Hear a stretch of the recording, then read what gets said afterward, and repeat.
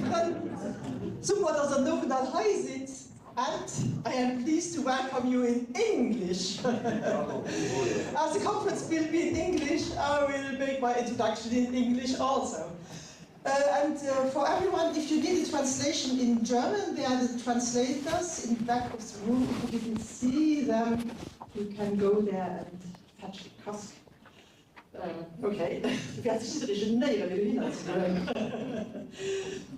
I warmly welcome you on behalf of all participating organizations to our event today with Jason Hickel. The organizations who did invite you this evening is ASM, SAL, Chambre des Salariés, EBL, Ethica, Life, Partage, Allo, and Mouvement Ecologique. So you see it's already a variety of organizations which is representing the room of this evening. I think I never saw the room so full, so plenty of people like this evening, and even of people coming from different topics, social topic, business topic, environmental, NGOs, municipalities, ministries, and so on.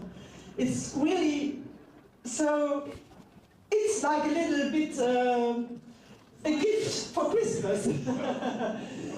No, really, in this week, I think most people are a little bit tired, have still work to do before Christmas, and that there are still this evening 250 people coming to this conference is really fantastic. This is certainly due to the excellent speaker, Jason Hickel, who we are extremely happy that you have decided to come to Luxembourg. Jason, thanks a lot. But it is also due to the issue of thanks a lot.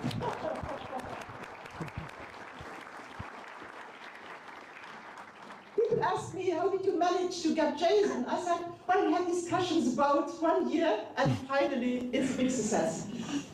But besides Jason, it is also due, we think, to the issue of growth, which is unavoidable when dealing with issues of sustainable development and social justice. We have been addressing all the organizations, from their point of view, these fundamental questions for over 10 years. Thanks in part also to a wide variety of speakers. Unfortunately, it has still not really found its way into the political discourse. In one of the countries with the highest gross national product, our government still maintains the idea that we finally need growth, growth, growth. That growth must continue. There is a talk about PIB du bien-être, an index of well-being. Considers it. It is rather a little bit beside of it, and like something one wants to show, but one doesn't take into consideration by political decisions.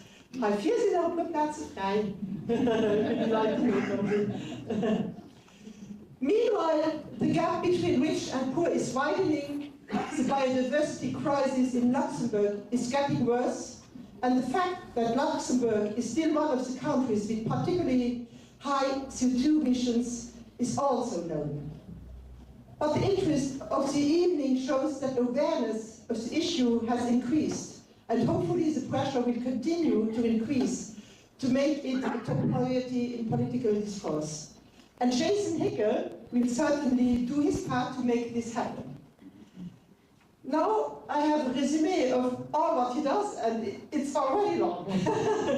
Jason Hickel is an author and professor at the Institute for Environmental Science and Technology at the Autonomous University of Barcelona.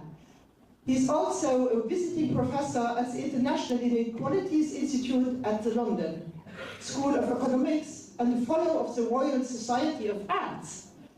His service on the climate and the macroeconomic roundtable of the US National Academy of Science, the advisory board of the Green New Deal for Europe, and even the Lancet Commission on Sustainable Health. I didn't know that. Jason's research focuses on political economy, inequality, and ecological economies, which are the topics of his two most recent books. The one is The Divide, A Brief Guide to Global Inequality and Its Solutions, 2017, Penguin, and less is more, how degrowth will save the world, 2020, which was listed by the Financial Times and New Scientist as Book of the Year. We are really looking forward to a stimulating lecture, which will be followed by a question and discussion session, and afterwards, like always, a pot to Welsen für 100 Jahre. So thanks, Jason. I'm thinking about you. The time is up.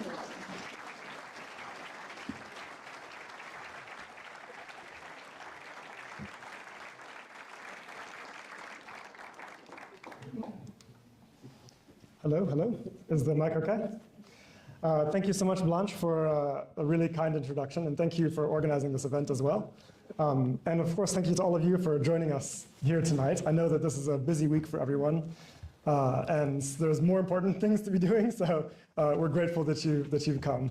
And of course, it's a real honor for me to be here at last. Again, as Blanche said, we've been talking about this for over a year. I haven't had time to come, but here I am, and I'm really thrilled to join you. So I look forward to engaging with you tonight. So let me begin by pointing out what is now, unfortunately, all too obvious to all of us. We're in an extremely bad position with respect to the ecological crisis. Global warming is at 1.2 degrees, and already the effects are very clearly disastrous, with devastating planetary changes playing out before us in real time. We know that we need to make every effort to limit global warming to as close to 1.5 degrees as possible, in line with the Paris Agreement, because pushing toward 2 degrees, we know, is likely to trigger several irreversible tipping points in the Earth system, and scientists warn that beyond that point, we will not be able to adapt, okay? But we are not on track for this, not even close. The black line in this graph shows historical carbon emissions rising over time. The green line shows the reductions that we must achieve by 2030 to align with the Paris Agreement. And the blue line shows current pledges and policies, which, as you can see, are wildly off track. Now, according to the IPCC's latest reports, current policies have us on track for about 3.2 degrees of global warming this century within the lifetime of present generations. This is an extremely dangerous trajectory, and I think represents an unforgivable failure of our ruling classes. And of course, climate is not the only ecological crisis that we face. We're also overshooting 5 other planetary boundaries, including staggering rates of biodiversity loss and ecosystem destruction, driven mainly by excess material extraction in the world economy. I hope the comrade is okay.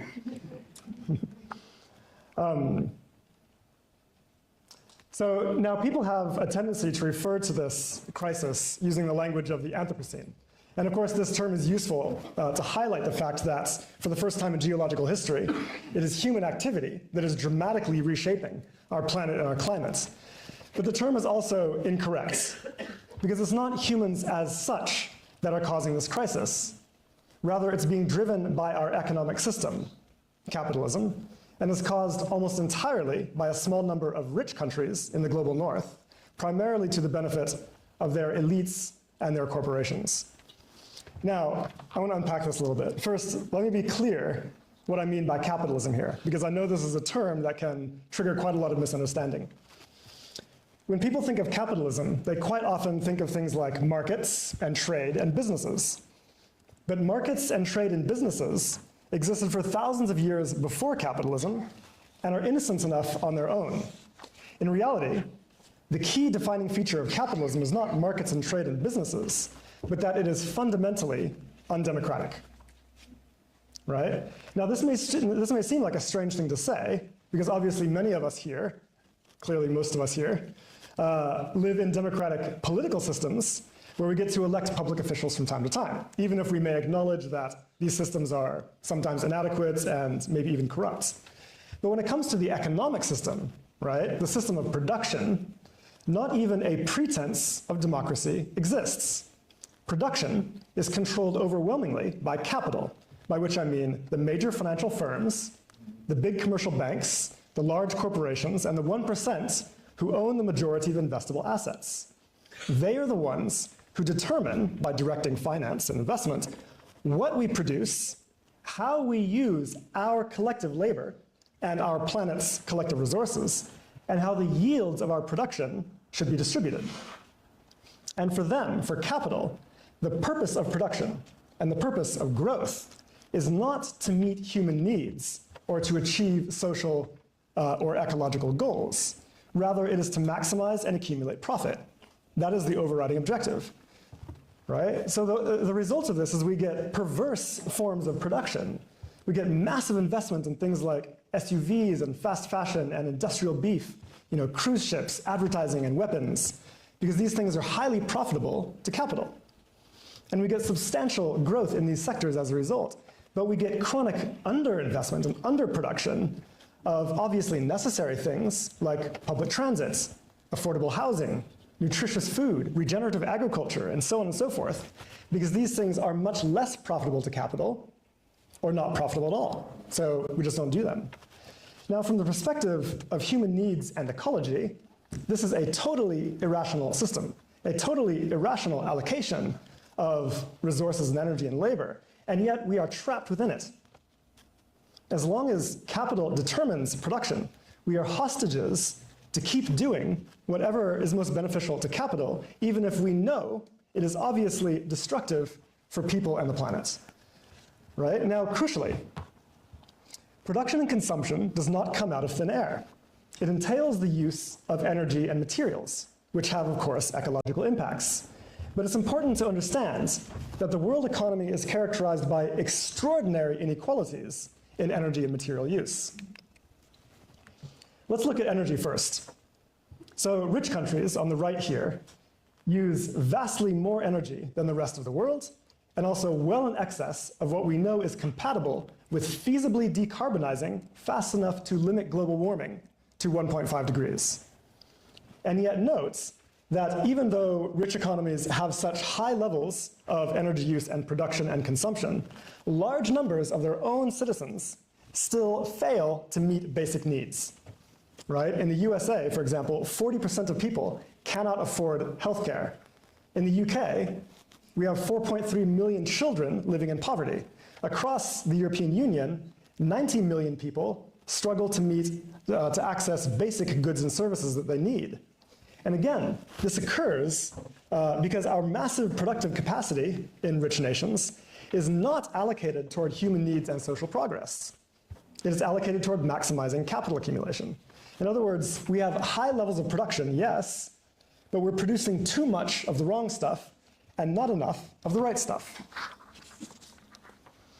Now, the consequence of excess energy use in the global north is that these countries are also responsible for the vast majority of the excess emissions that are causing climate breakdown. And this is where I think things become quite disturbing. So the black line in this graph shows cumulative global carbon emissions since 1850. You can see how the safe planetary boundary, which is the green line here, was violated in the late 1980s, in the late 1980s, tipping us into climate breakdown. Now, with business as usual, you can see that both the 1.5 degrees and the 2 degree limits will be breached in the next 2 decades. Okay? Now let's consider some of the inequalities that are at stake. Here's the global south, all of Asia, Africa, and Latin America. As you can see, the global south as a group is still within its fair share of the safe planetary boundary, and is therefore not contributed to climate breakdown at all. Of course, some countries within the global south have in fact exceeded their fair shares and violated them, as we'll see in a minute. But first, let's have a look at the global north. By which I mean the wealthy economies of Europe, the USA, Canada, Australia, New Zealand, Israel, and Japan. The North exceeded its fair share of the carbon budgets for 1.5 degrees, 1.5 and 2 degrees, already twice over, okay? We can also, if we want, zoom in on specific countries, right? Here we can see how Germany, which is on the left, I believe, yeah, has burned through its fair share of the planetary boundary several times over. Now, what about China? Is it better or worse? Here's China. So China has only just recently exceeded its fair share of the planetary boundary. You'd be forgiven for not understanding this given what our media discourse is like. Now, if China achieves net zero by 2060, as per its existing pledge, then it will still be under its fair share of the historical carbon budget for 1.5 degrees. Now, this is just an example. Taken together, the wealthy economies of the global north are responsible for around 90% of all emissions in excess of the safe planetary boundary. In other words, 90% of all damages caused by climate breakdown all around the world. Every time a hurricane destroys a city, and that hurricane is due to climate breakdown, the rich countries are responsible for 90% of those damages. Now, I argue that we should understand this reality as a process of atmospheric colonization. The atmosphere is a shared commons on which all of us depend for our existence, and rich countries have effectively appropriated it for their own enrichments with devastating consequences for all of life on Earth. Meanwhile, the global south, which has done very little to cause this problem, suffers 82 to 92% of all of the economic costs and damages inflicted by climate breakdown, and suffers 98 to 99% of all climate-related deaths. In other words, virtually all mortality related to climate breakdown is suffered in the territories of the global south. It would be difficult to overstate the scale of this injustice. Now, we can see this inverse relationship very clearly in these maps I'm going to show you. This first map shows responsibility for excess emissions, right? The red nations are those that have contributed most to causing climate breakdown. And again, overwhelmingly, you can see that's the countries of the global north. Now, in this bottom map, the red nations are the ones that are most vulnerable to the impacts of climate breakdown. And as you can see, it's overwhelmingly the countries of the global south that are affected. Indeed, the two maps are almost exact inversions of one another. In other words, it's not only that climate breakdown is being driven by processes of atmospheric colonization, it's also that the consequences of climate breakdown are playing out along colonial lines. And if we're not attentive to these colonial dimensions of the climate crisis, I think we're fundamentally missing the point. But again, climate is not the only crisis that we face. We also need to pay attention to material use, which is the major driver of biodiversity loss and ecosystem damage. This graph shows global material use over the past half century. And this is everything from things like biomass, minerals, metals, construction materials, and so on. The red line is what industrial ecologists indicate is the maximum sustainable boundary. That's about 50 billion tons per year. And as you can see, we shot past this limit, this guardrail, in the late 1990s. And as of today, the world economy is consuming about 100 billion tons of materials per year, overshooting that safe boundary by a factor of 2. And here again, just like with emissions, just like with energy, it's rich countries that are overwhelmingly responsible for the problem. So this graph shows material use per capita, right, by country income group. So again, the red line is the maximum sustainable level, this time rendered in per capita terms. And we see that the rich countries, which are on the far right here, use on average about 28 tons of materials per capita per year, okay? Which is about 4 times over the boundary. And by the way, I will say, vastly in excess of what is required to ensure decent lives for all. Don't know if that's me.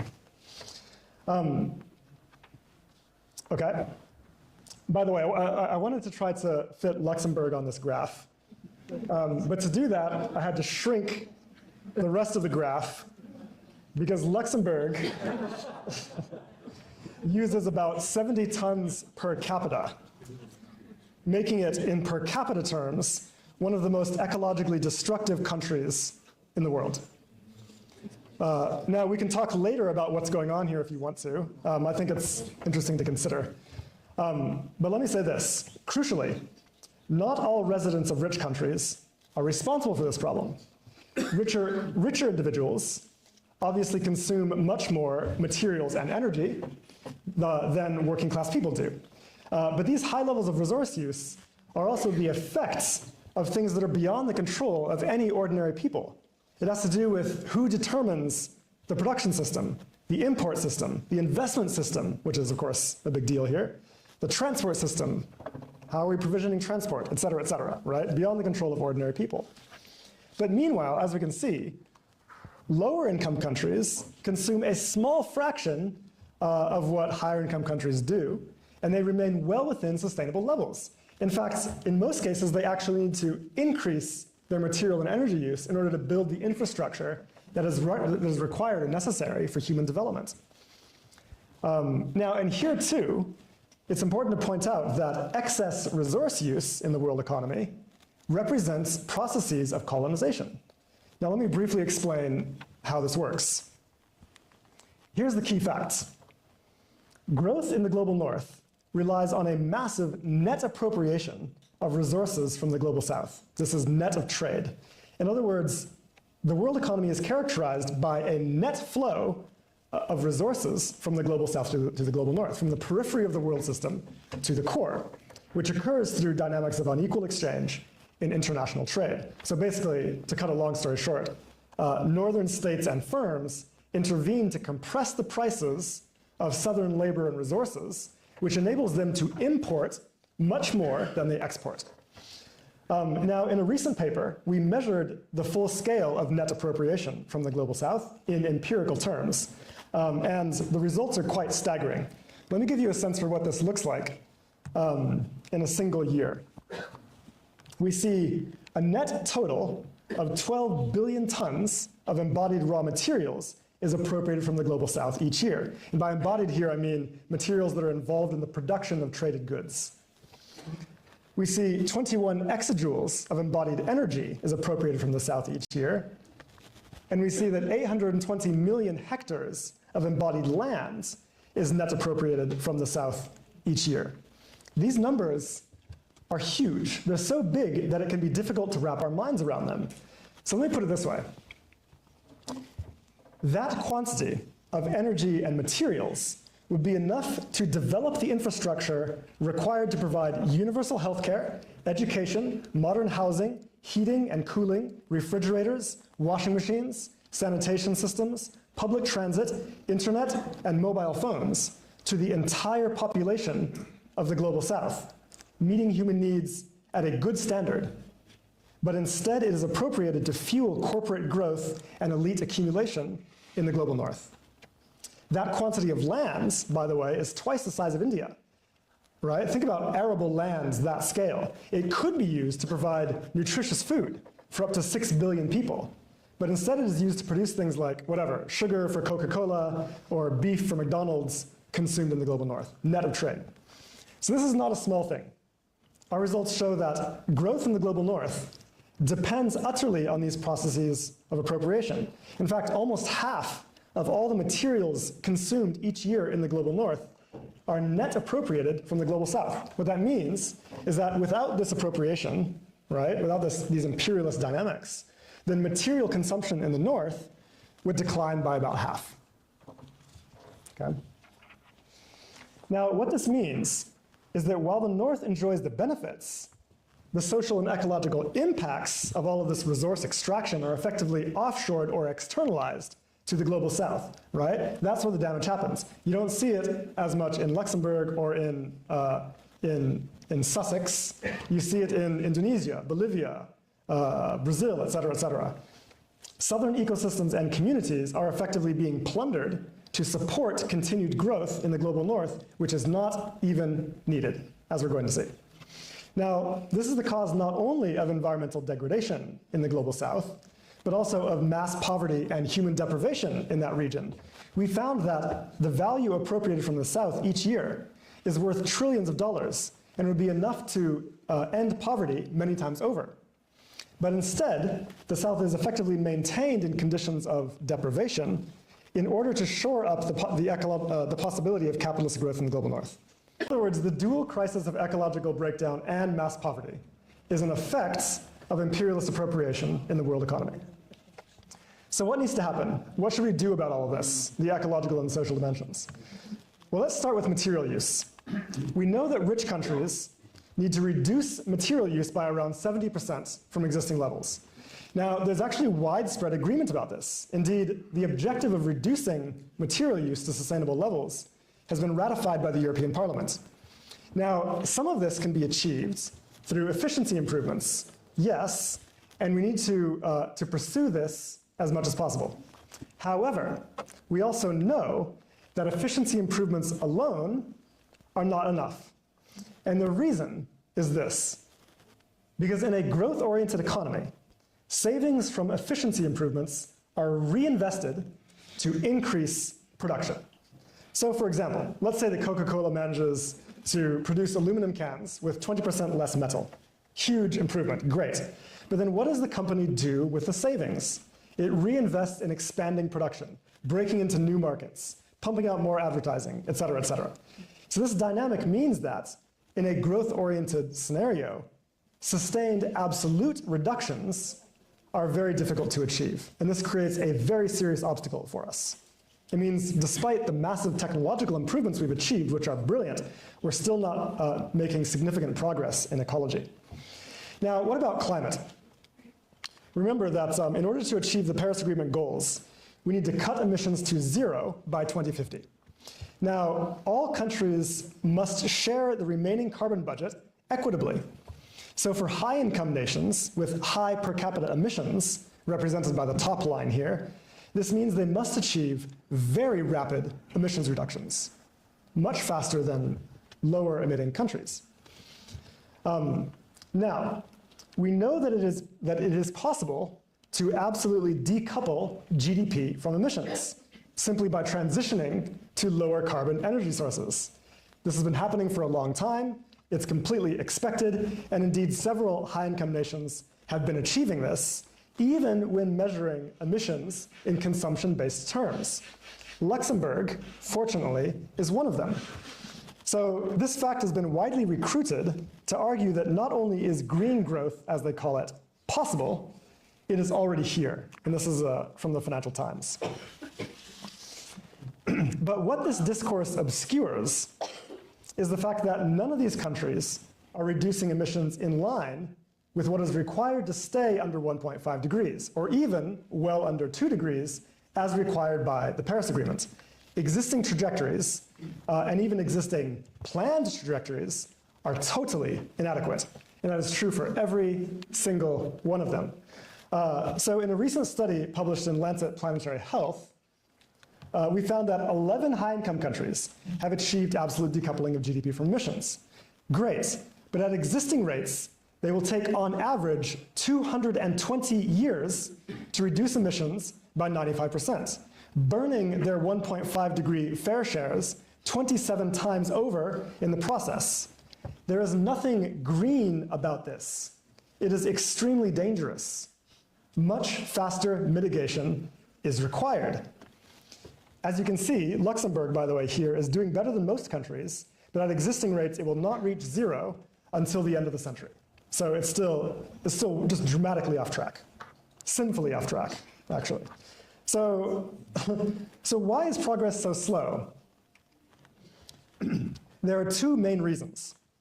The first is because of what we saw earlier. High-income countries have extremely high levels of energy use. Now, this is a problem because it means that we need to build out a massive quantity of renewable energy and alternative technologies like EVs and so on to cover it. This requires mobilizing factories and labor and building infrastructure. It's a big industrial undertaking, and it cannot be accelerated at just any desired rates, especially given that in growth-oriented economies like ours, our productive capacities are already maxed out by other industries. Like you can't just get enough engineers and factories and building materials because they're being used to produce other things, right? Now the second main reason is that, remember, under capitalism, investment flows to what is most profitable rather than to what is most necessary. Now this poses a major problem when it comes to the energy transition, okay? Because remember, renewable energy, which is what we need, is extremely cheap. It's cheaper right now than fossil fuels. Everybody expected that when this happens, there would be a really rapid transition to renewables. It's not occurring nearly fast enough. Why not? It's because fossil fuels are around 3 times more profitable than renewables. So investments, right, capital, continues to flow to fossil fuels instead of to renewables, even though we know that this is burning the planet. And we're all just basically hostage to this. We're completely powerless. It's a major problem that we have to deal with. And I think that we're not coming anywhere close to grappling with the reality of this issue, okay? So we'll deal with this problem in a second. Now, the question becomes, is it actually possible for high-income nations to achieve sufficiently rapid decarbonization? And the answer, I'm very happy to tell you, is yes. However, it requires reducing energy demand by, on average, in high-income countries, around 50%, okay? Not in low-income countries, in high-income countries, high-income countries. Now again, some of this can be achieved through efficiency improvements, okay?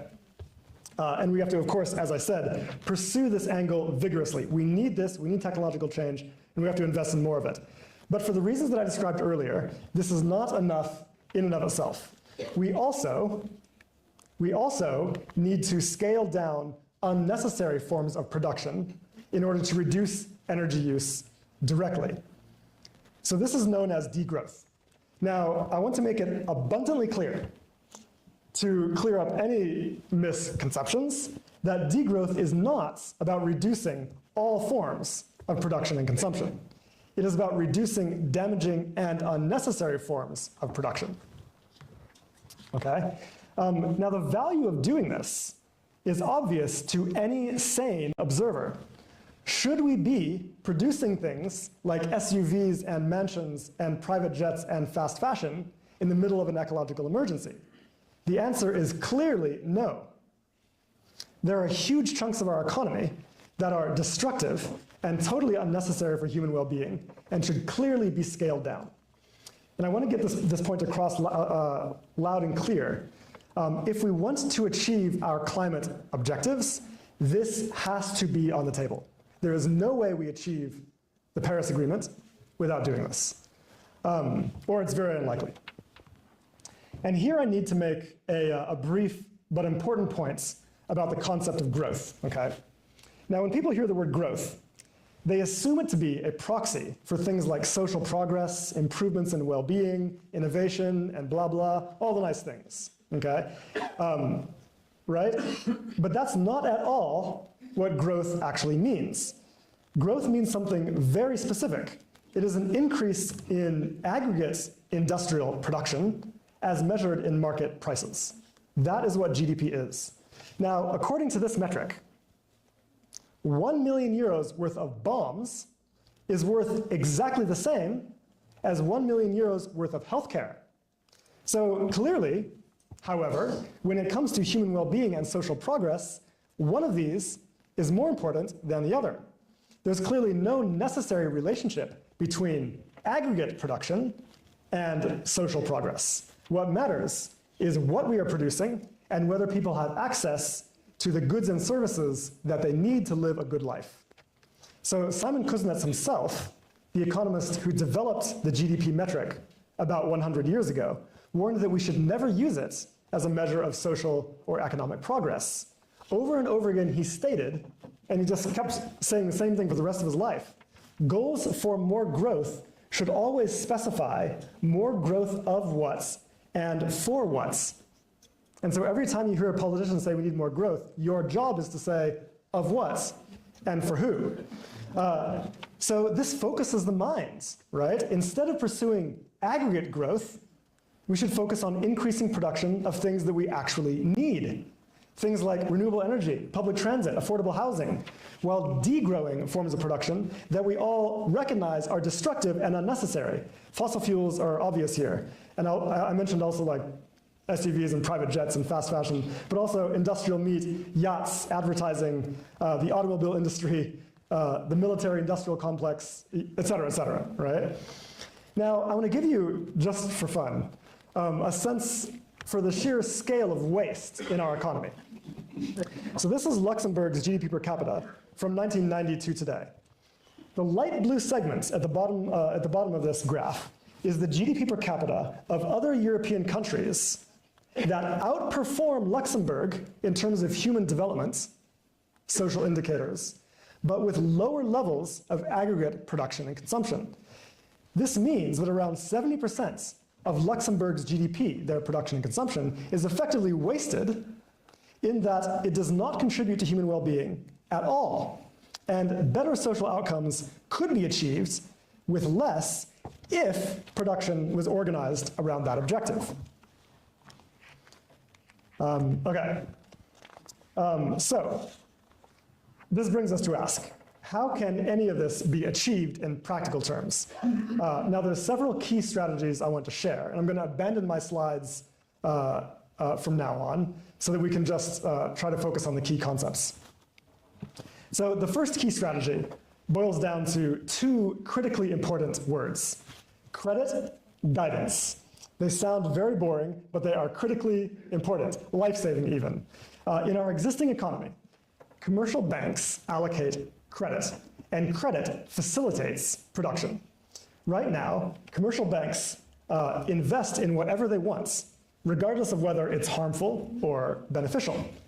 A credit guidance framework simply imposes rules on commercial banks to limit the quantity of credit that flows to problematic industries, therefore reducing production in those, okay?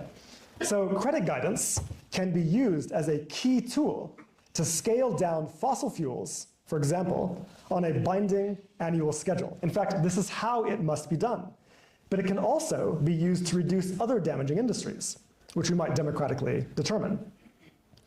And you can use this very same framework to redirect investment instead to socially and ecologically beneficial forms of production. This is a basic principle of industrial policy. It was widely used during the middle of the 20th century to achieve social goals, and it is essential to accelerating the green transition, and it's time that we embrace it. So think about it this way. Finance represents control over our collective labor and productive capacities. It determines what we produce. I keep banging on about this. Given this reality, clearly, we should have some democratic control over what we are investing in. It's our labor that's being mobilized. It's our planet's resources that are being mobilized, right? But right now, we're basically hostage to whatever the big banks want to do. A credit guidance framework can enable us instead to steer investments, our productive capacities, to achieve democratically ratified goals. Of course, so this is crucial. We have to have this. And anyone who's working in politics right now needs to come to terms with this reality, I think. Now, of course, there's obviously other obvious strategies that we can implement. So for example, we can ban the practice of planned obsolescence, by which corporations make products that are designed to break down after a short period of time, which is obviously insane. We can legislate to maximize product lifespans. These things sound basic, but actually are incredibly powerful. So for example, if our products, our iPhones or our washing machines, last twice as long, we will need half as many, which can achieve massive reductions in energy and material use, okay? With no loss to our access to the goods that we need. And finally, we urgently need to cut the purchasing power of the very rich. Now, right now, according to a recent study just published, millionaires alone are on track to burn 72% of the remaining carbon budget for 1.5 degrees. This is class warfare. It's an egregious assault on humanity and the rest of the living world, and none of us should accept it. It is irrational and self-defeating to use energy and materials to support an over-consuming elite in the middle of an ecological emergency. And that has to be clearly part of our policymaking as well. Now, this approach is extremely powerful in terms of climate mitigation. Extremely powerful. Scaling down less necessary production directly reduces emissions, but it also reduces total energy demands, which makes it possible for us to decarbonize the energy system much more quickly. In fact, fast enough to limit global warming to 1.5 degrees. It also liberates productive capacities like factories, labor, materials, and engineers that can be remobilized around accelerating mitigation activities, okay? So whenever you hear that 1.5 degrees is off the table, even 2 degrees is impossible, these are not true. They're only true if we assume the continued structure of the existing economy, right? With the policies that I've outlined, they can be achieved. But of course, we can all immediately see the problem. Let's say we do agree to scale down destructive industries. Great, but what about jobs? Right, what about jobs? What if this creates unemployment? What if it worsens economic insecurity, which people already suffer? It's a political non-starter, and nobody would vote for it, and nor should they. Right? You can't balance ecology on the backs of the working class. In fact, it is precisely the fear of unemployment and livelihood loss that prevents us from taking the steps that we need to do to achieve ecological objectives. Okay? Now, fortunately, there's a straightforward solution to this problem. We need two specific social policies. And here I'm not saying this as a theoretical exercise. I'm not saying that it's just nice to have these things. I'm saying these are existentially necessary. Okay? For any of you who are politicians or members of progressive political movements, we must integrate these policies into our platform because it is the only way forward. Now, what are they? First, a public job guarantee. Okay? Establish a mechanism such that anyone who wants to can train to participate in the most important public works of our generation with dignified living wages and workplace democracy, building renewable energy capacity, establishing public transit, insulating homes, restoring ecosystems. There's a tremendous amount of work that has to be done, work that we know is necessary and urgent for our civilization, and we cannot just wait around for capital to decide it is worth doing. The job guarantee enables us to mobilize our labor toward improving well-being and ecology. And it also, at the same time, permanently abolishes involuntary unemployment, getting rid of that concern entirely. The second policy, universal public services. And here I mean not only healthcare and education, but also housing, public transit, clean energy, water, internet, childcare, recreation facilities, right? We need to mobilize our productive forces to ensure that everyone is guaranteed access to the core goods and services that are necessary for well-being at a high quality, regardless of any fluctuations that may occur in the rest of the economy, okay? So right now we have an economy where even a small downturn in total output is socially disastrous, right? It doesn't have to be that way. With a job guarantee and universal public services, we stabilize the economy and we de-link well-being from growth. It also, by the way, solves the cost of living crisis by literally and directly cutting the cost of living. So think about the power of this approach. It abolishes economic insecurity. It improves the social foundation, and it breaks the political logjam around ecological policy. It means that we can have an open and honest conversation about scaling down fossil fuels and other problematic industries without anyone worrying about getting hurt, right? It liberates us to take a more rational approach to the economy. So these policies, these social policies need to be front and center. In fact, we should lead with them. This is how you break through people's sense of fear and insecurity. And keep in mind, by the way, these policies are extremely popular. A public job guarantee, living wages, universal public services, an economy that is organized around well-being and ecology rather than around capital accumulation. Survey after survey shows massive public support for these ideas, and official citizens' assemblies in several European countries have called for precisely this kind of transition. If you build a political platform around these ideas, it will win elections. Okay, but I know what every one of you is thinking. You agree or you don't agree? You hope. Okay, I know what every one of you is thinking deep inside your heart. This all sounds great, but how do we pay for it? How can we possibly fund these things? Okay? Now, the conventional assumption is that if we want to do more public production of healthcare and public transit, we first need to grow private production and then tax the revenues from that in order to fund it, right? But this view is fundamentally incorrect.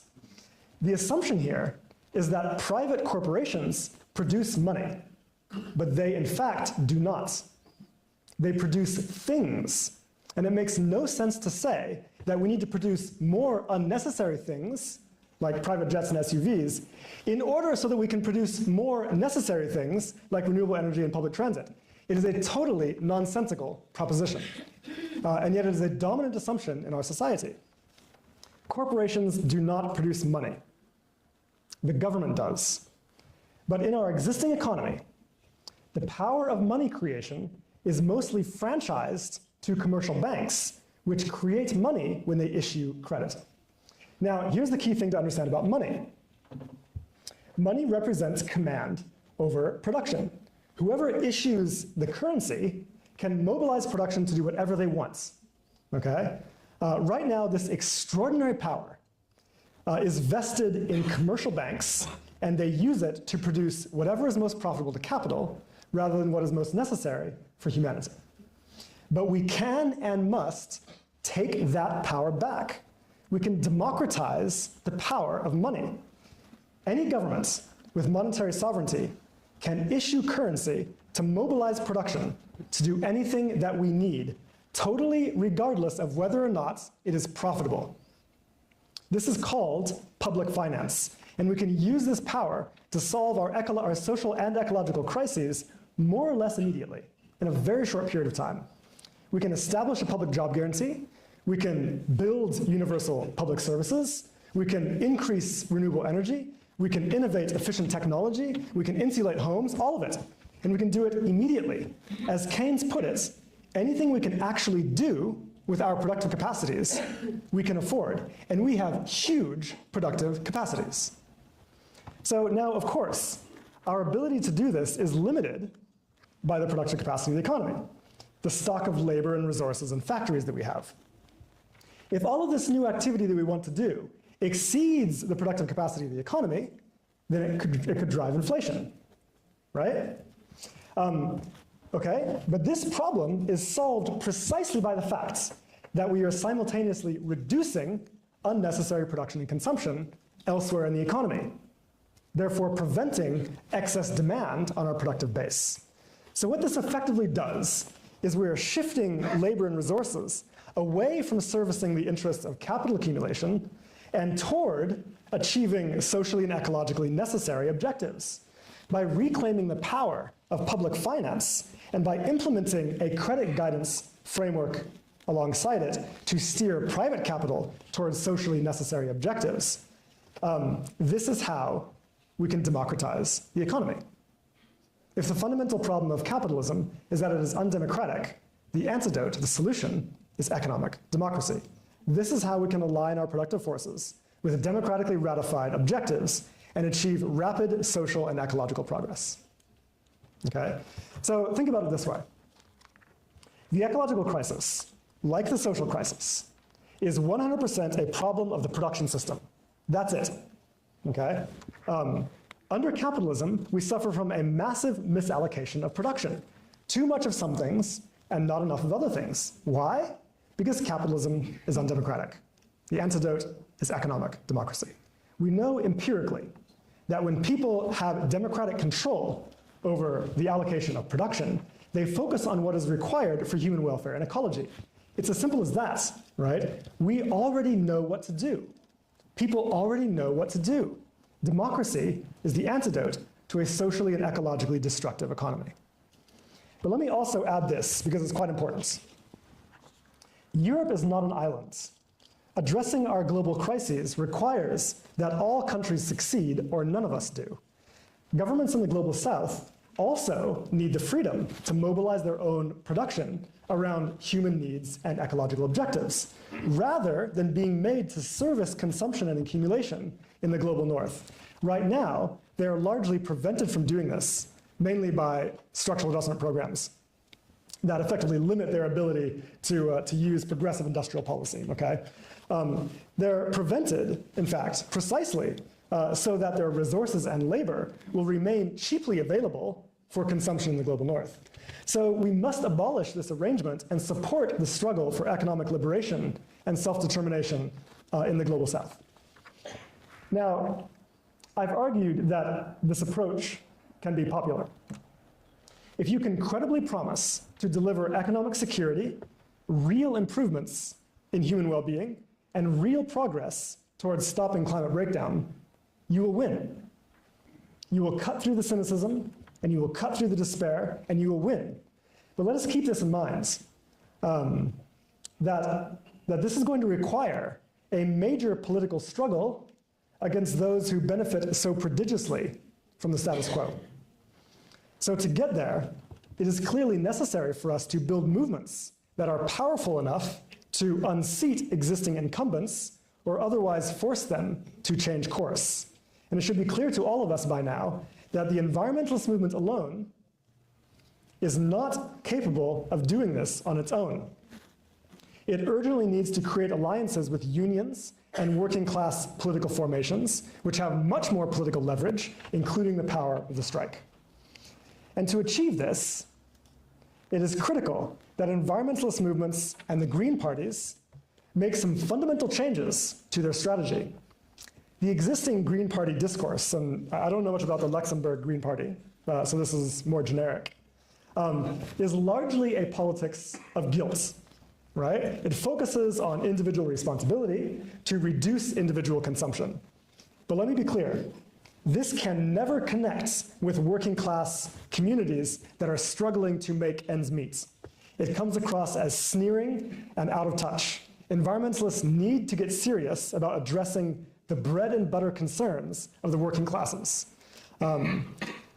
So it's crucial to foreground the social policies that I've mentioned, public job guarantee, universal services, living wages, workplace democracy, because these speak directly to the problems that working class communities face. I think the Yellow Vest movement in France is a great example of what happens when you fail to do that, okay? But the unions also need to move.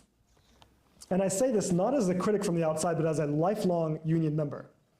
How did we ever let the political horizons of the labor movements shrink down to sector-specific battles over wages and conditions while leaving the general structure of this unequal, undemocratic, and ecologically destructive economy intact, without any concern for the well-being of workers in other sectors, or non-workers, or the unemployed?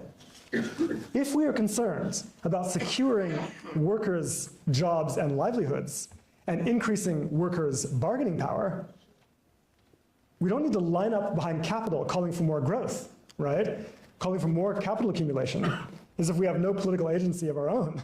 Let us do it directly by organizing to achieve a public job guarantee and universal public services, okay? All of this amounts to a totally different approach.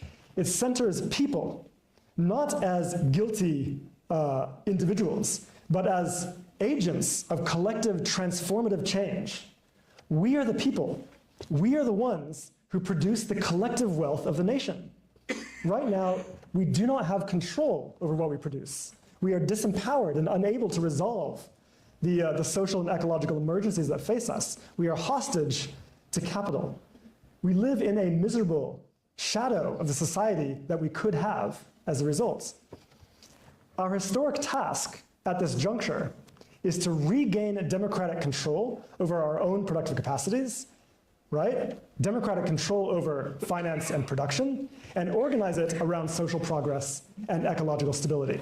We can be the ones to build a better civilization. So let me close by summarizing it like this. The vision of a just and ecological future is possible to achieve. It is physically possible to achieve, but it requires a process of substantial transformation if we want to bring this vision into reality. Look around you at the world right now. Look at the state of things. This is not a time for timid responses, not a time for tweaking around the edges with mild reformism. This is a time for bold, transformative action. This is a time for courage. Thank you.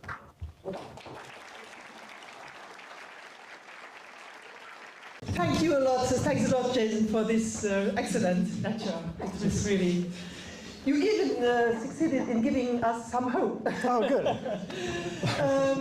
So it's open for discussion and questions. I ask you really to make rather short questions because there are so much people in this room. If everyone has a question about 5 or 10 minutes, There are only a few people who will ask, who can ask their questions, so please try to limit it in time. So let's go on. The first one is always difficult here in the third row, the D. And if you have a question, you can also ask a question in Luxembourg or so on. I will make a perfect translation.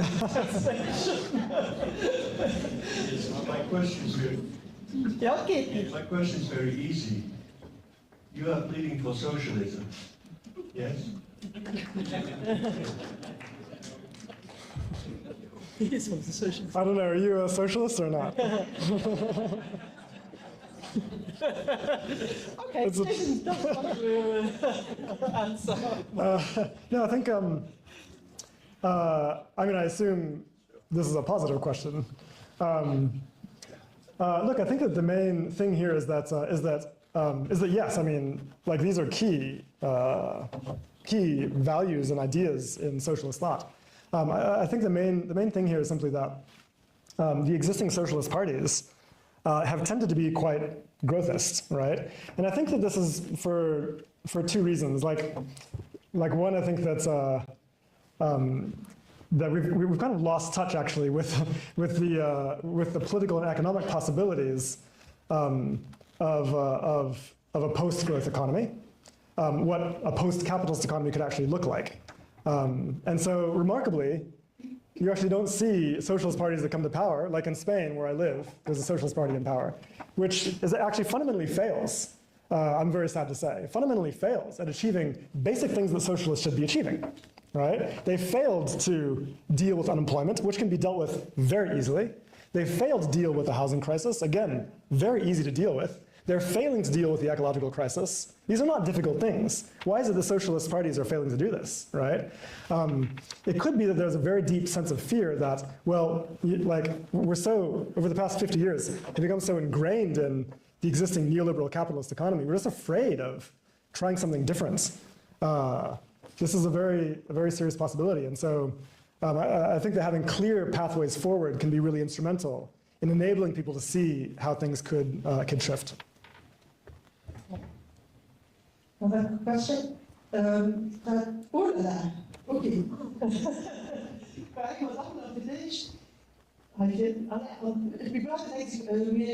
left for one on this side. And I think it's the second question, because there's so much. And the young guy in the middle. I collect questions. Ja, also ich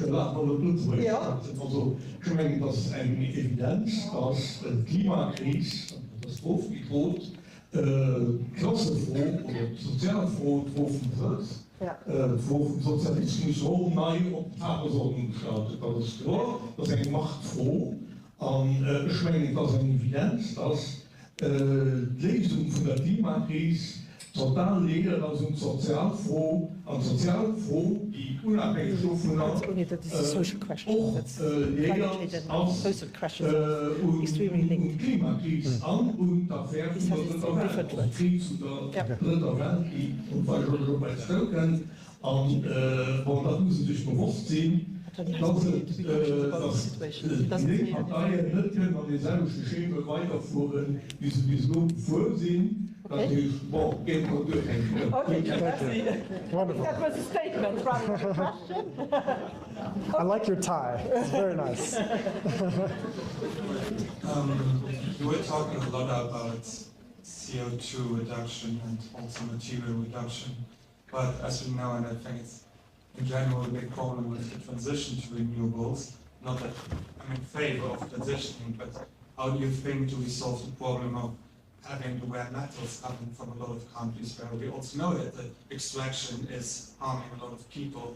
We have living places, if we look at Chile, where the extraction of rare metals is actually leading to villages being displaced. And how do we solve that problem also in the bigger question, especially if we look at us being the consumers and also often the global south being the producers?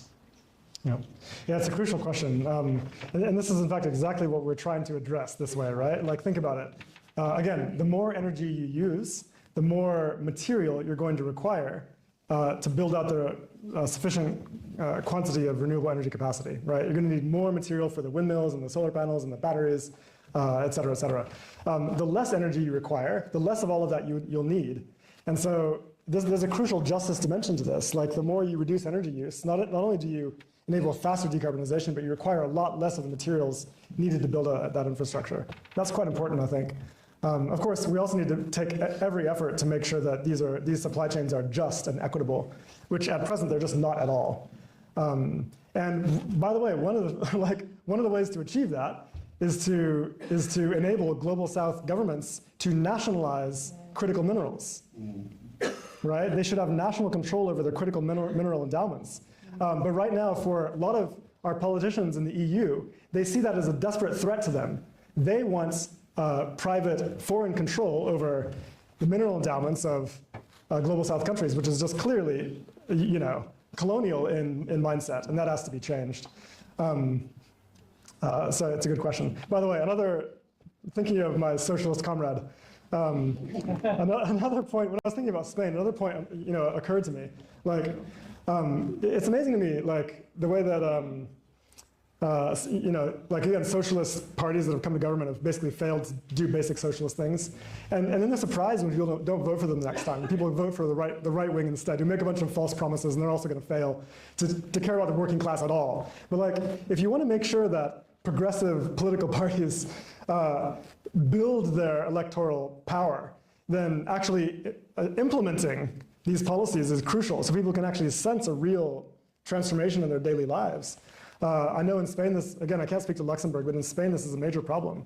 Like, why will you come out to vote for a party that failed to help secure your access to basic resources, but yeah, so, thank you. Today?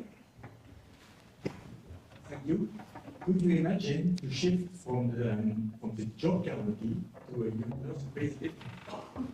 Did you make these calculations for the next 30 years, an idea perhaps?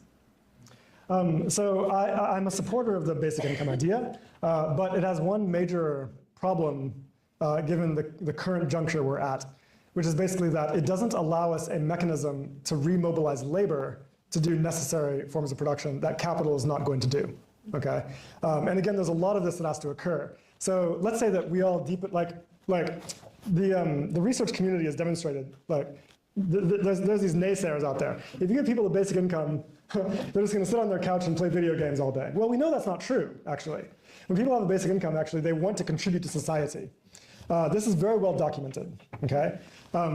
But here's the problem. Let's say you urgently want to contribute to making a better society, an ecological civilization. Like, you might want to build a solar farm or expand a public transit system. How are you going to do that with your basic income? Like, you need the materials, you need the training, you need the coordination, right? Like, basic income does not achieve this. It doesn't change anything about the underlying production system, which is what we must address. Basic income effectively allows everyone to consume a share of what is already being produced. But it does not address the problem of what is being produced in the first place, right? And so if we have deficits of certain kinds of production, then it doesn't solve that problem. And so we need some mechanism for mobilizing our productive capacities to actually change what's being produced in the first place. And so this is why I see, like I would actually like to see something like a public job guarantee together with a universal income option, so that if for whatever reason people choose to not work, then they have the option of the universal income. But there's the public job guarantee for anyone who does want to work and participate in these important collective projects, which I think the majority of people probably would. So this becomes quite important, I think. I think that, and I've written in favor of basic income for much of my career, but I really think that at our current juncture, it does not offer the solutions that we need as a standalone policy.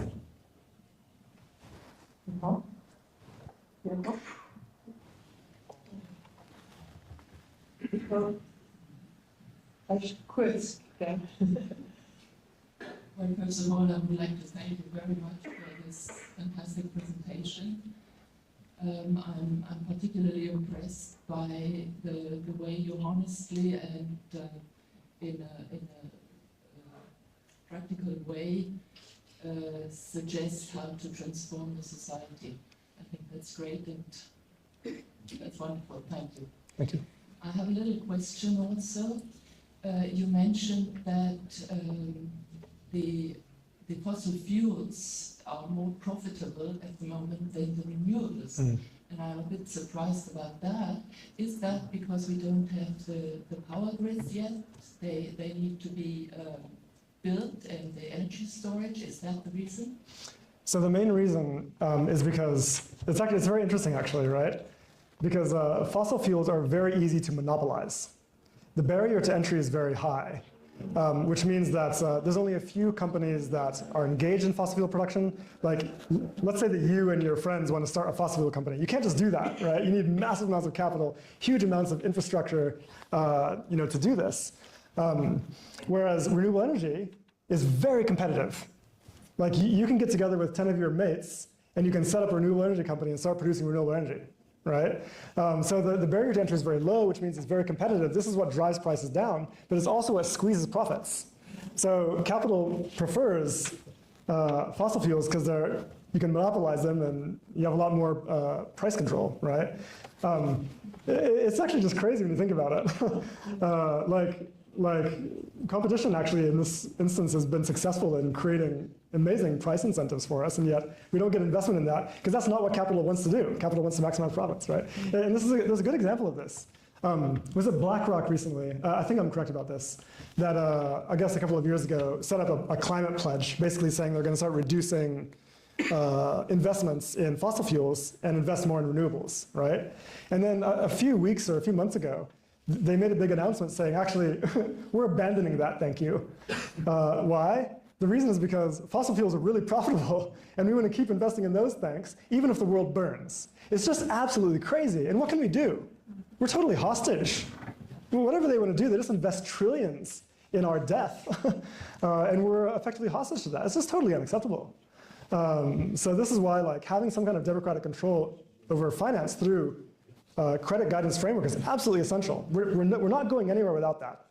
Like, you can't voluntarily leave it to capital like BlackRock to make these decisions in our interests. They won't, because the incentives are all aligned against them. So it's just the reality we face. I mean, for any politician in the room, I mean, please, as you leave this room, keep thinking about credit guidance frameworks in your mind. We can help you if you need to.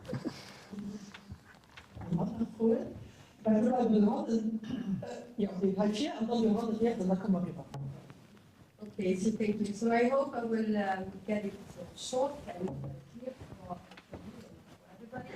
So what should we do, with all the millions of students who finished their degrees in economics? Because I have the feeling, in the new university, they are also educated to believe in the growth of economics. So what should we do with them? Because I think they are millions. I mean, I was also educated this. Very concrete question. We love them and embrace them. No, I mean, I was also educated in neoclassical economics, right? And it's not difficult to unlearn some of this stuff. Or rather, to supersede your existing knowledge, let's say, right? So I keep remembering, I remember this one time I went to a lecture by Paul Krugman at LSE when I was there, and this is after the financial crisis, and he's all about we have to stimulate demand and we have to grow, and this is going to be great. And I walked away, and I was like, yeah, we have to do this. And the person I was with, she said, okay, but the US GDP is really high. There are other countries in Europe that have much better social outcomes than the US does, with a lot less GDP per capita. So does the US really need to grow more? And I was like, yeah, it does. Don't you understand? This is necessary for an economy. And I kept explaining, mansplaining effectively, why growth is just required. And then I suddenly realized I was just repeating things that I'd been told without ever thinking about it myself. And that really triggered a long process of investigation and research and reading much more material about this. So I think that no one's a lost cause, you know? We're all on a learning journey, and I think that these are ideas that are now circulating now, and we can access them and we can use them. Yeah. Oh, but by the way, there's also this amazing organization called Rethinking Economics. You wanted a concrete answer, I didn't give you one at all. There's an organization called Rethinking Economics that basically seeks to diversify, let's say, the teaching in economics in universities. So this can be an amazing resource, I think, for students. Yeah. Just thanks a lot for the presentation. I would have one question and one provocation. So the question is, how do you think that you can change the mentality of many people who not just about growth, it's about consumption? How do you explain to the kids and the new generations that they should not have a car, or that they should not consume so much? It's a real issue. It's not just Luxembourg, it's everywhere. I'm not just talking about the car. And the provocation is coming from Portugal, a country which had many nationalizations led by the population, that didn't go so well. So how do you think that nationalizations could be done in a better way? Nationalizations? Like, what do you mean, nationalizations? Nationalizations of companies. Of companies. I see. Public companies. Oh, I see, yeah. Okay. Just to say, in Luxembourg, you have a very high quota of SUVs. Of SUVs? Yeah, Okay, good. That shows the right target. Look, I want to emphasize, this really is not about consumption. It is really not about that. Like, you can go home and you can do everything you can to consume fewer SUVs, and this is going to make a non-material difference to the crisis. Okay, so it really is about the production side. Like, why do we have SUVs? Because they are highly profitable to produce. Okay, so you have to deal with that. Like, it's not like we all in the 1970s decided our cars are all too small and we want much bigger cars. You know, like, we were bombarded with advertising because this is a very profitable model for the automobile industry, and that's why they're producing more and more of them. So really, it is the production side. And if we think about this in terms of individual consumption, we're really lost. Now, that's not to say that doing things as individuals can't help, of course. Like, yes, of course, we should have a moral conscience about how we live. But in terms of actually changing our society and economy, it's the production side that matters. You have to think about who controls production and why they're producing what they're producing. So in terms of the question of cars, like, no, I mean, if you're in rural France or rural Luxembourg, and there's no public transportation to service your community, then no, you cannot give up your car, right? So what is the solution to this? The solution is to build public transit so that cars become unnecessary. That is what has to be done. Now, of course, some use of cars will always be necessary, but it can be very dramatically reduced to dealing with, like, you know, rural areas, et cetera, et cetera. Urban areas can more or less go without cars. Or car sharing. Like, I've lived without a car for years. For journeys that I have to take that are not served by train, I use an electric car sharing co-op, which is an amazing way to have very efficient use of vehicles. And there's no reason that we could also not meet our residual car needs with such a mechanism, right? But the key answer here is that you have to build out the alternative systems to enable people to make better decisions. Like, it doesn't make any sense to ask people to make these better moral decisions if the alternative systems don't exist. In fact, it's effectively, you know, a problem. So that's what I would say. Yes. Some more questions? Roche nach jetzt, bitte. I will leave skepticism. This is very funny. Thank you. You said in the introduction remarks, you're a member of the advisory council to the European Green Deal, if that's still active. Yeah. There is an ongoing ongoing process called the EU taxonomy that is supposed to reshape financial flows into the direction that you described. I would be very interested in your take on how you see that and whether it's still the right track. Thank you. Sorry, I'm sorry, can you describe the policy mechanism you're discussing? The European Union's taxonomy to reshape financial flows. It will regulate widely the financial sector, impacting also Luxembourg quite heavily. And to quote a story on the micro level from the London City Commercial Bank, they are afraid. They are afraid of this taxonomy, and it's exactly the kind of fear that we try to instill, I think, in the big corporations in the financial sector. And this is a European Union regulation. It's based on a delegated act, and therefore I would be very interested in your take whether it's on the right track. Thank you. That's very interesting. I'm not aware of this, but also because no, I'm not an advisor to the European Green Deal. I'm an advisor for the Green New Deal for Europe, which is a policy framework that was advanced by DiEM25, a political party in Europe, as an alternative to the European Green Deal. So the details of the European Green Deal I'm not familiar with, at least in the case of this particular policy. But I'm happy to chat with you afterwards, and you can tell me more. I'm very interested, actually. Thank you. Thank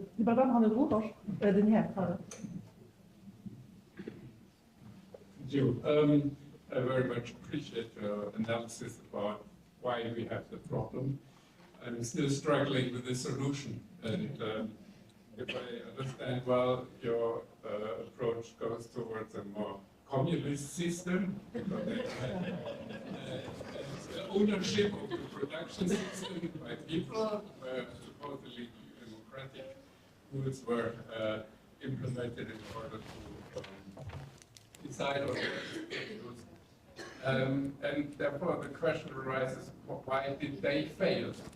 I mean, in principle, we experience that the exhaustion of the nature was even worse, like in the capitalist system. You had also a monopoly of power, which steered the whole economy in a certain direction. And there was a kind of black market economy developing aside, which actually produced the things what people wanted to have. I mean, I'm always struggling about this system question, but I would be really interested what you think, why then these systems were also failing in that regard.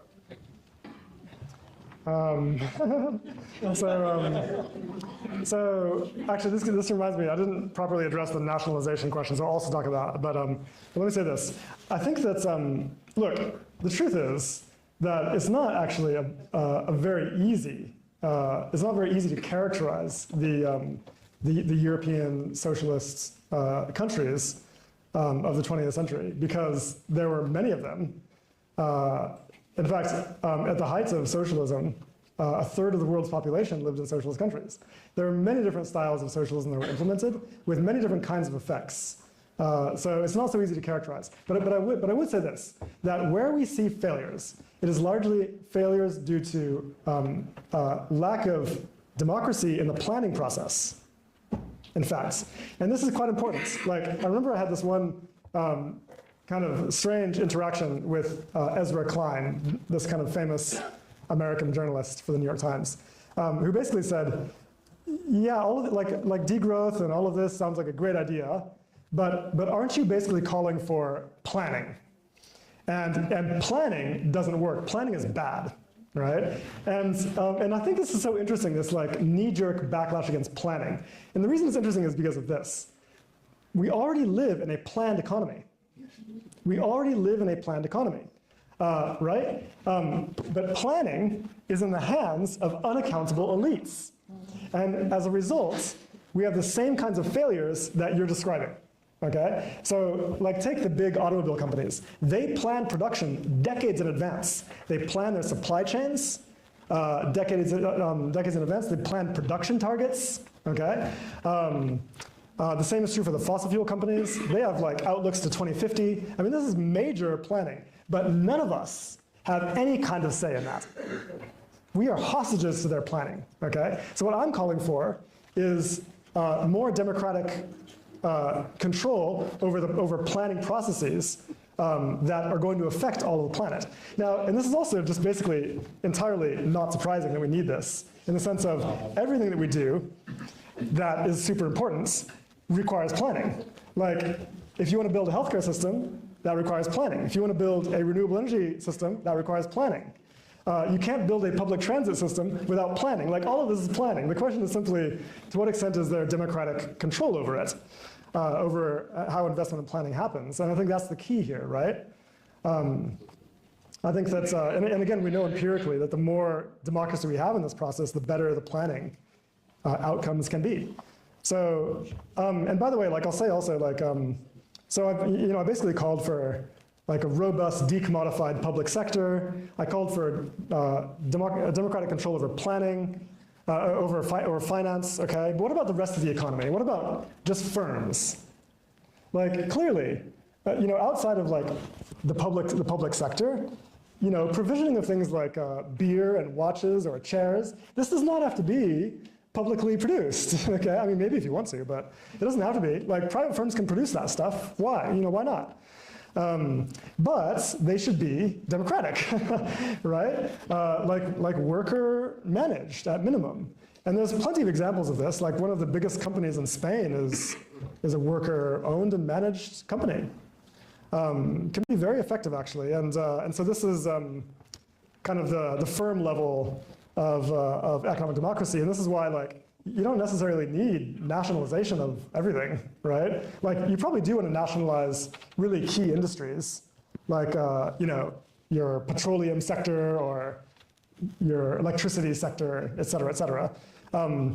But there's no need to nationalize, like, again, beer production, right? Firms can provide that. I mean, yeah, you could. Decommodified access to beer, I'm all about it. Thank you very much. I just had a question, like, when you look at the elections in the United States, so if I'm looking what is happening in France, I don't know if I can see you. Can you raise your here. Oh, you're there, okay, thank you. Yeah, the question was just, you were talking about capitalism being very undemocratic, but we can see also how the capital is playing on the democratic political level. So my question was, how do you want to implement your socialist and ecological changes or revolution? Yeah, if people are struggling for a word, I mean, I quite often call it democratic eco-socialism, which I think kind of encompasses more or less what I'm calling for here. But you're basically saying our democratic political systems are more or less captured by elite interests, which is true, and a big problem, actually.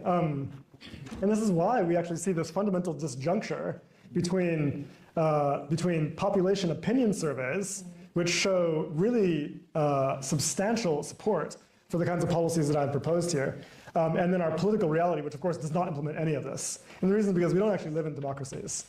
Like, our media systems are largely run by corporations, or in the case of the UK, just outright billionaires. Right? Like, campaign finance, like in the US, allows politicians to be more or less bought.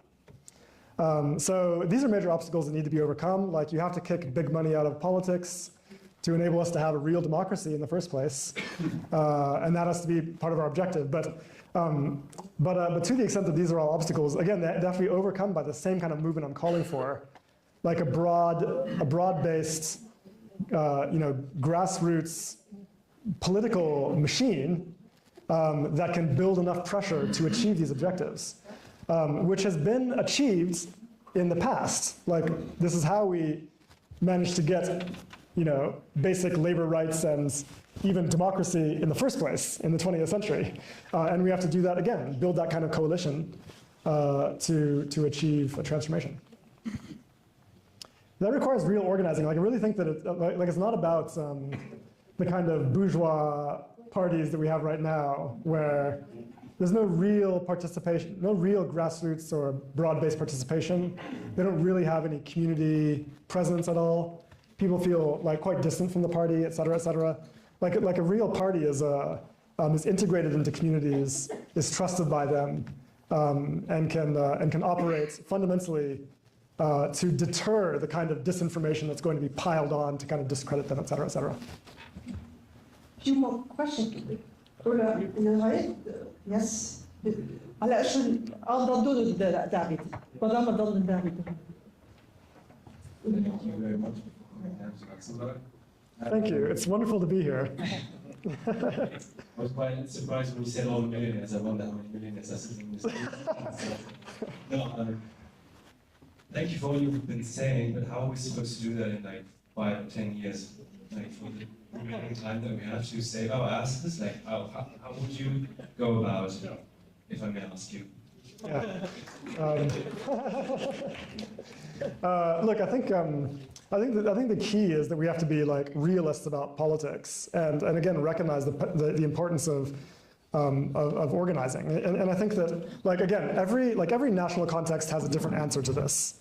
You have to assess what's happening in Luxembourg. I don't know, but in some cases it's clear that a new political party or a new alliance of parties is going to be necessary.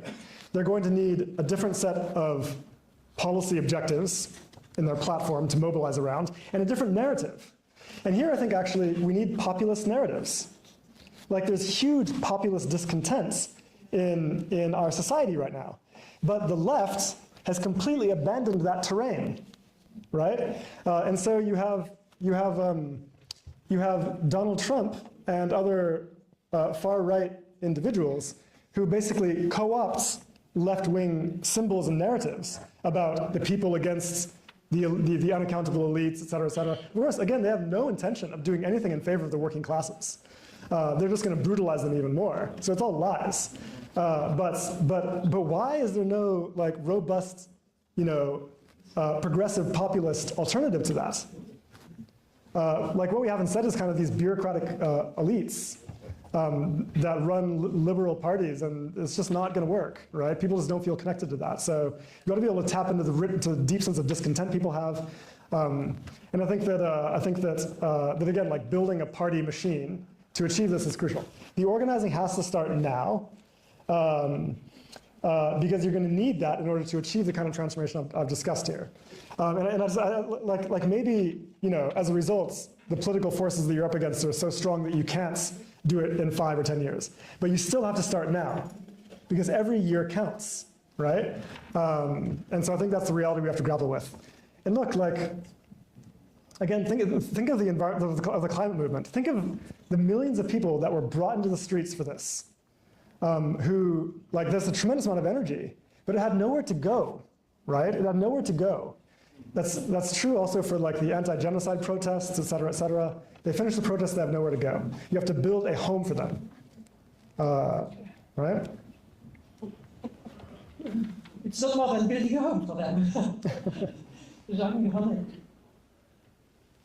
Hello, thank you very much for your very nice presentation and the very interesting arguments. You partially answered already my question, but how do you synchronize this sort of awareness of that we are living basically shackled to a system of unnecessary production? How do you synchronize that realization across the globe? Because in the end, especially if we need 5, 10, 15 years to achieve the transformations, in order to all live in dignified conditions on this planet, we'll need some form of trade and exchange of goods and products that we need to survive.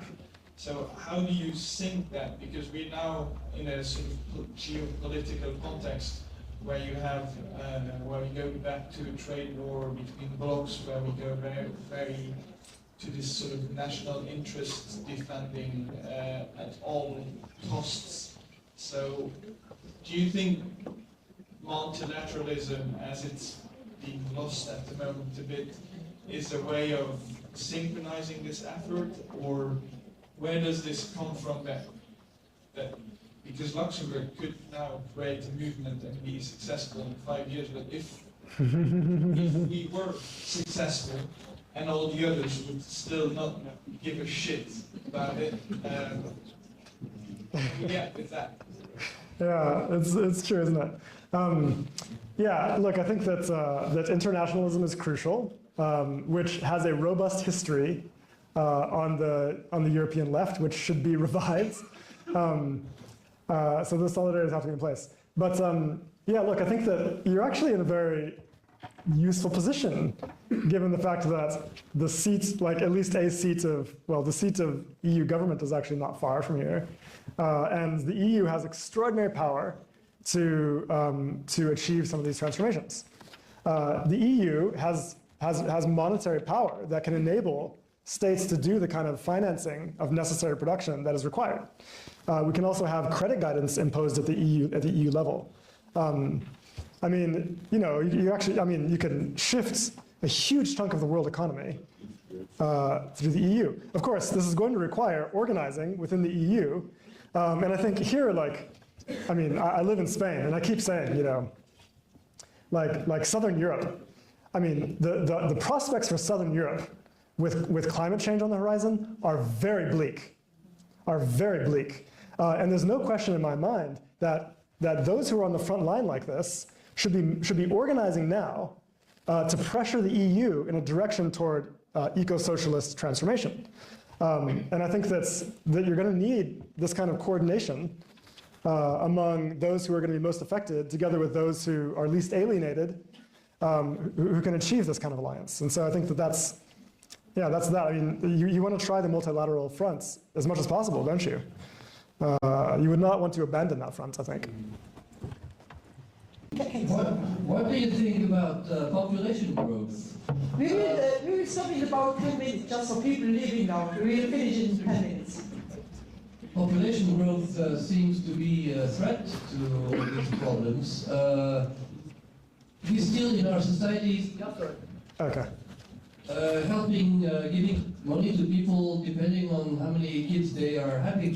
Why don't we suppress, again, cancel that and just give money to people because they're poor, but not because they're making kids? Sure. I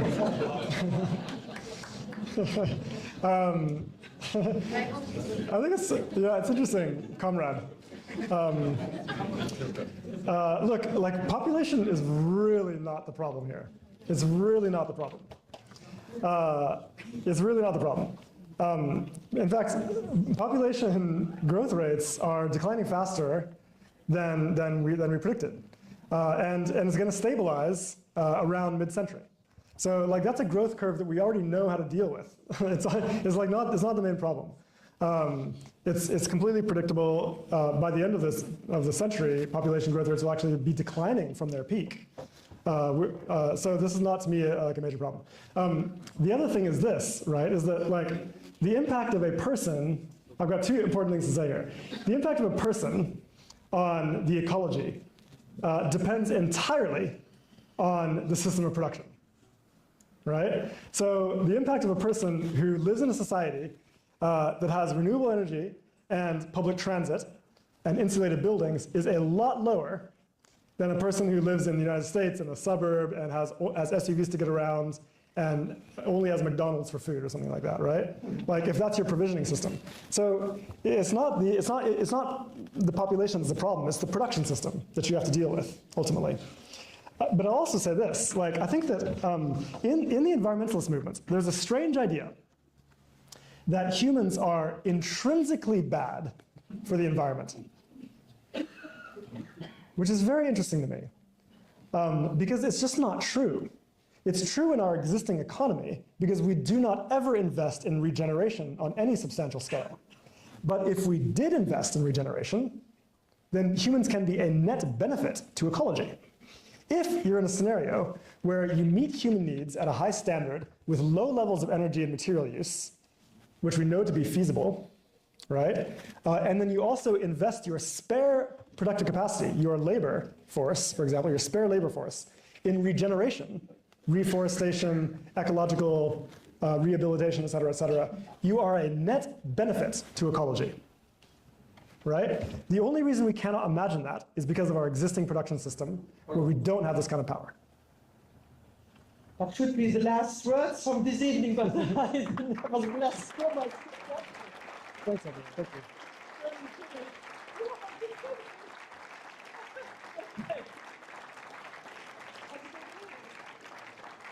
That's okay. Okay, so finished now. Thanks, really. Lots Thank for you. your very good lectures, Jason. Thank you so much. Very inspiring. And thank you to everyone for the interesting questions. Thank you.